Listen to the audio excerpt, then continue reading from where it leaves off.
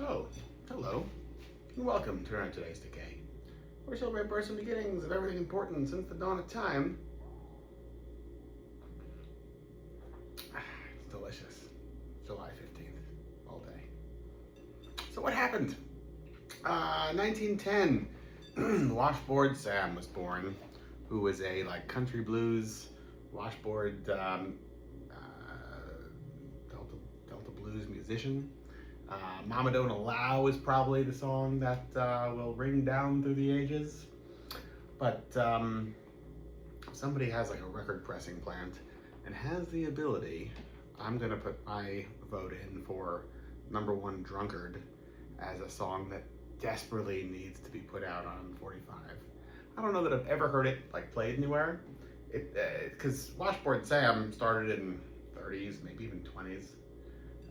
But continues on into the 40s, maybe even early 50s. So well into the rhythm and blues and early rock and roll era. And number one, Drunkard is not of his golden age 30s period, but rather 48 or something like that. And it is so good. I mean, he has many good songs, but this one in particular, I think, not that it's a competition, but number one, Drunkard. It's a good one. Needs to be heard. Loud and with a room full of people dancing, as it was intended. Larry Cohen, born today in 1936, New York Jewish filmmaker who who grew up with a love of classic Hollywood and horror films, including Michael Curtiz's Adventures of Robin Hood and Casablanca. Michael Curtiz, my namesake, oddly enough. So yeah, I can commiserate. But these are not what made Larry Cohen, these are not elements that made Larry Cohen the reason we're talking about him today. No. He was a filmmaker who worked in blaxploitation stuff in the 70s, and then a horror film and sci-fi filmmaker of his own, including stuff like It Lives, and God Told Me To, and Q the Winged Serpent, which is such a strange movie. It's a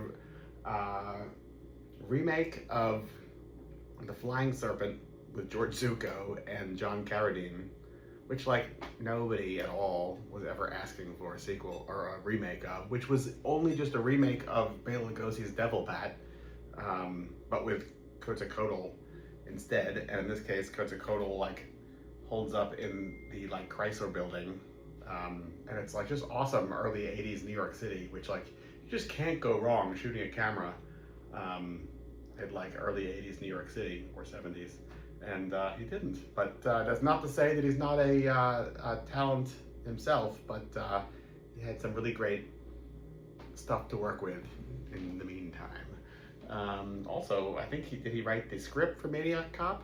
Not a big fan of Maniac. Love The Last Picture Show, and Maniac Cop is so why does Maniac just not connect with me? I just think it's cruel and violent, and I'm getting off topic because this is all about Larry Cohen. Anyway, Maniac Cop. Love Maniac Cop. Rocky Erickson, 1947, born. I was lucky enough to see him at least once.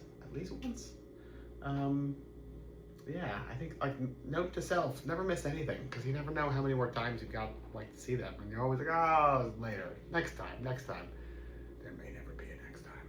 So always see these things, Case in point, Johnny Thunders. I never got to see him. Born today, 1952. Is there anybody more New York than Larry Cohen? Is it Johnny Thunders with the New York Dolls and the Heartbreakers and everything? Oh yeah. Johnny Thunders, all the way. New York Dolls, to me, hits this really sweet spot. What can I say? I think I just did. Okay, moving right along. The Laurel, Goularte, and Hardy Show premiered today in 1963. This is really interesting. Goularte, aka Ernie Anderson, was so popular in Cleveland as a horror host in the early 60s that he had three TV shows all playing at the same time. Not the same window of time, but in the same season or whatever. One was like a Friday night show, one was a Saturday afternoon show, and one was like a Saturday night show. One is like the first one is where it's like just like a stark set, dark, and like he's like lit from underneath, and he's just like winging it with this nonsense. That's like, you know, the classic one. And then there's another one that's like just for kids in the afternoon. That's like he's surrounded by like merchandise for you to buy. And then there's a third one as well. I'm forgetting which is which, but yeah, Laurel, Gillardy, and Hardy was like the kids show in the afternoon. And it's wild because like all of his content, almost all of his content, is like totally lost today. But he had such an impact on so many people that grew up with him in the 60s, including one Lux Interior.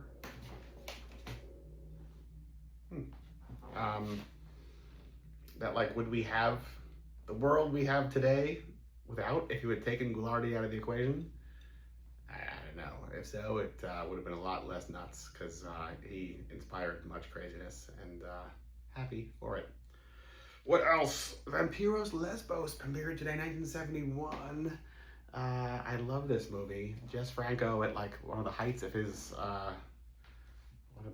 career, I'd say. This would like, She Killed in Ecstasy, Venus in Furs,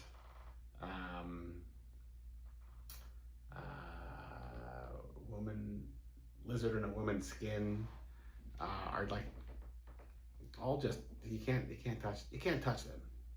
Can't touch these. And then eventually he just like falls apart. I think. I don't know. I know there's plenty of Jess Franco fans out there that will fight tooth and nail for like everything he's ever done, and I'm not one of them. But Vampiros Lesbos, fabulous. And the Escalators LP, Moving Staircases, first premiered today in 1983. That was unbeknownst to me until I read Mark Robertson's book, Ride This Torpedo, which I'm told is in second printing and available at finer bookshops. That's not true. At probably Crazy Love Records and like, you know, psychobillymeeting.com or whatever, and so on and so forth. Which you should definitely get, because it's great, and it's like everything post-Meteors Mark Robertson related, including Johnny Thunders. And that's probably the only connection for all these things. But yeah, the point is, enjoy the day, because you never know how many more you got. To quote the Escalators, the first thing I do in the morning is smile. It gets it over with. Genius! All right, that's it. July 15th, all things you should enjoy on the day they premiered. Because like, you never know if things are gonna bomb or explode and be wonderful or what. And that's like this moment of creation that's like so innocent and questionable. And I'm here for it. So it's my story and I'm sticking to it. Till tomorrow, goodbye.